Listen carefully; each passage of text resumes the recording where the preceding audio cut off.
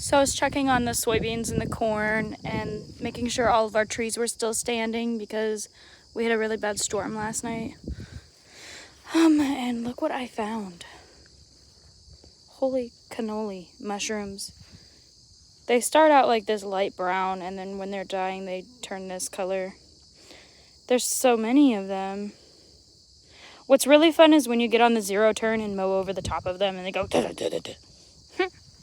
But look at, there's mushrooms over here, over there, over there, over there.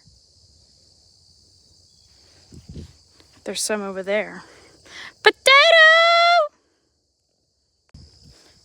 All right, look at that. And they're growing inside the tree log. I was just over there. There's more this way. Look at these. Wow. They are prickly and weird.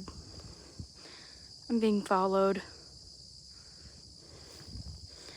But other than that, there's no storm damage. Nothing seems out of the ordinary. There's like a couple little branches down, but everything seems fine.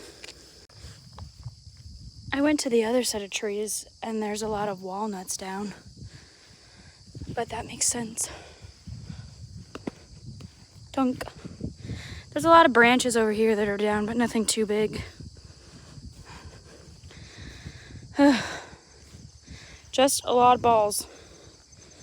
The apple trees even look all right, given their current state. Yeah. They didn't do well in the last storm. Oh, squirrel.